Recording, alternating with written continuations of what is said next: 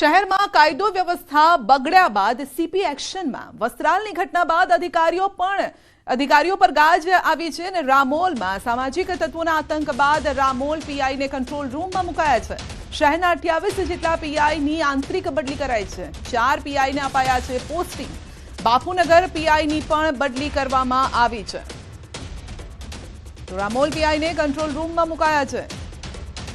બાપુનગર પીઆઈની પણ બદલી કરવામાં આવી છે। તો છેલ્લા દિવસોમાં આપણે જોયું કે અસામાજિક તત્વોનો આ વિસ્તારોમાં આતંક જોવા મળ્યો હતો, જો કે ત્યારબાદ તેઓને ગણતરીના સમયમાં જ પકડી લેવામાં આવ્યા, બરાબરની સર્વિસ પણ કરવામાં આવી, પરંતુ ત્યારબાદ સવાલ હજુ એ પણ છે કે લોકોમાં ખૌફ આ લોકો બિંદાસ રીતે જમાવી રહ્યા છે।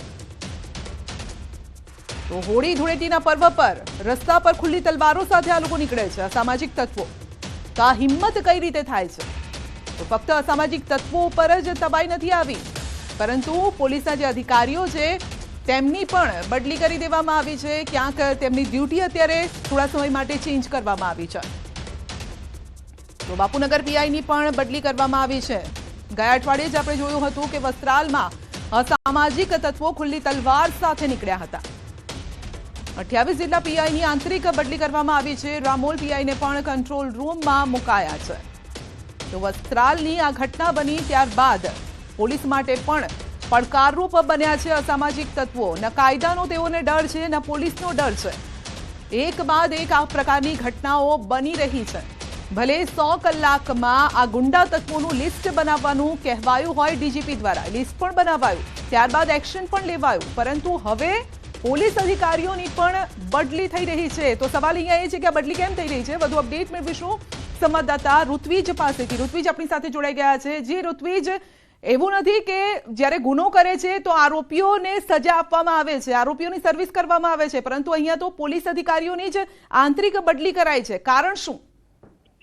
જી સંધ્યા, વાત કરીએ તો જે પ્રકારે રામોલ વિસ્તારની અંદર આવેલ જે વસ્ત્રાલ એરિયામાં સામાજિક તત્વોનો આતંક જોવા મળ્યો હતો અને જે પ્રકારે વિડીયો વાયરલ થયા હતા, ત્યારબાદ રાજ્ય સરકાર દ્વારા પણ તેની ગંભીર નોંધ લેવામાં આવી હતી અને પોલીસની કામગીરી ઉપર પણ અનેક સવાલો ઉભા થયા હતા। કારણ કે આ કોઈ પ્રથમ બનાવ ન હતો, અગાઉ પણ અનેક પ્રકારના વિડીયો વાયરલ થઈ ચૂક્યા છે અને અમદાવાદમાં પણ અનેક જગ્યાએ અસામાજિક તત્વોના આતંક જોવા મળ્યા હતા।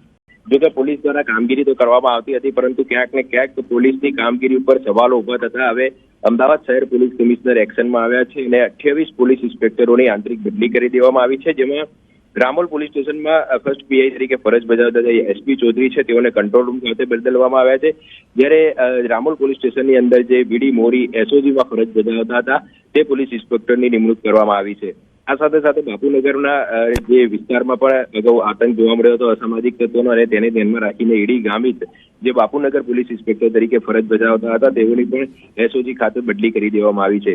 એટલે કે હવે ઋત્વિજ, અહીંયાથી એ સમજમાં આવે છે ને કે પોલીસ પણ તેમની જે ભૂમિકા છે એ નિભાવવામાં ક્યાંક ઊણી ઉતરી છે, કારણ કે લોકોની રક્ષા કરવાનું કામ પોલીસનું હોય છે, પરંતુ એ બરાબર રીતે નિભાવી નથી શકી ફરજ અહીંયા।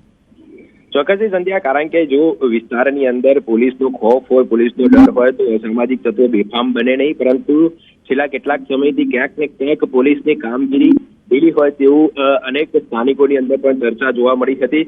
જે અસામાજિક તત્વો બેફામ બન્યા હતા અને એમાં પણ જ્યારે રામોલનો વાયરલ થયો હતો ત્યારબાદ તો લોકોની અંદર ભારે રોષ જોવા મળ્યો હતો અને સ્થાનિક જે લોકો હતા તેઓની પણ માંગ હતી કે પોલીસ દ્વારા જો કડકમાં કડક કાર્યવાહી કરવામાં આવી હોત અથવા તો સમયાંતરે પેટ્રોલિંગ કે જે પાસા સહિતની અટકાયતની કામગીરી કરવામાં આવી હોત તો આ પ્રકારના બનાવ બનતા અટકી શકે અને તેને ધ્યાનમાં રાખીને જ હવે પોલીસ કમિશનર એક્શનમાં આવ્યા છે અને 28 પોલીસ ઇન્સ્પેક્ટરોની આંતરિક બદલીઓ કરી દેવામાં આવી છે। જી ઋત્વિજ, આપનો આભાર।